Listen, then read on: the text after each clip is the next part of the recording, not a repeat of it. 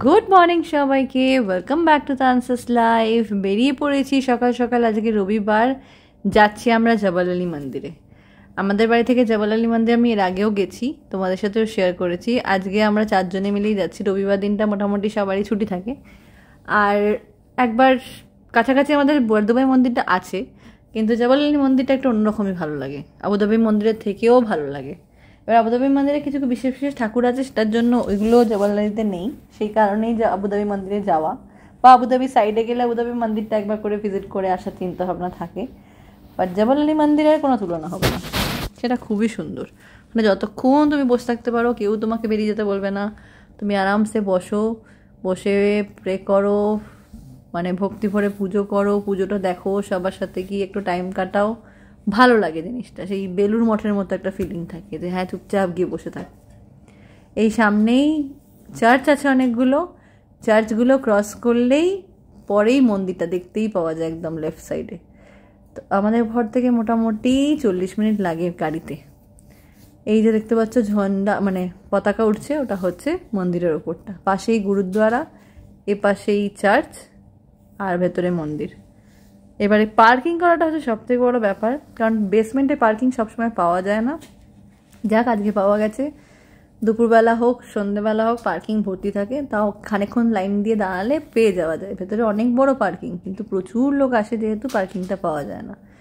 আমি বোধহয় তোমাদের সাথে পার্কিংটা এর আগে শেয়ার করিনি, কারণ এর আগে খুব কম সময়ই পার্কিং পেয়েছি। ম্যাক্সিমাম সময় নয় পেছনে নয় সামনে কোথাও না কোথাও একটা পার্ক করতে হয়। পেছন দিকটা কাঁচা পার্কিং আছে। তো একটা পার্কিং পাওয়া গেছে, মোটামুটি B2-তে আমরা পাবো পার্কিংটা। দেখো কত গাড়ি দাঁড়িয়ে আছে, সবাই এসছে, অনেক দূর দূর থেকে আসে সবাই। সব রকম, মানে শুধু বাঙালি বলে তো নয়, সব রকম লোকজনই তো আমাদের দুবাইতে থাকে, তো সেই হিসেবে সবাই আসে। বড় করে পুজো হয় প্রতিদিনই, সকাল সন্ধ্যে আরতি হয়, কিছু কিছু স্পেশাল স্পেশাল দিনে আবার আলাদা করে পুজো হয়। এদের ইনস্টাগ্রাম পেজটা আছে, সেখান থেকে ফলো করলে তোমরা সেটাও দেখতে পাবে যে কবে কী হচ্ছে না হচ্ছে, সব কিছু ইনফরমেশান তোমার কাছে থাকবে। তো এখন ইদানিং প্রচুরই আসা হয়। আমার প্রথম আসা যখন আমার বাবা মা এসেছিল, তখন একবার সন্ধ্যেবেলা এসেছিলাম। তারপর থেকে মোটামুটি এই নিয়ে 7-8 বার আসা হয়ে গেছে বলতে পারো। প্রতি সপ্তাহে কিছু কিছু সময় 1-2 সপ্তাহ ছাড়া ছাড়াই আমরা চলেই আসি সবাই মিলে একসাথে, ভালোও লাগে।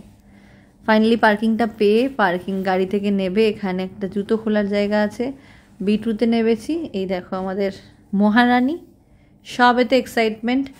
ও নিজে এবারে ওকে জানানো হচ্ছে, দেখ নাভা হলো, জুতো খোলা হলো, এবার এখানে লেখা আছে নো পেটস অ্যালাউড। কোন ফ্লোরে কোনটা দেখো লেখা আছে, রেস্ট্রিক্টেড অ্যাক্সেস, প্রেয়ার হল, কমিউনিটি হল। তো B2-তে আছি আমরা, লিফটের জন্য ওয়েট করছি। আর ও দেখছে ওর কোনো বন্ধু টন্ধু কেউ এলো কি না। বেশিক্ষণ নিচে রাখলে ছটফট করে পালিয়ে যায়, তাই ওকে মাঝে মাঝে কোলে নিয়ে নিতে হয়, সেফ সাইড।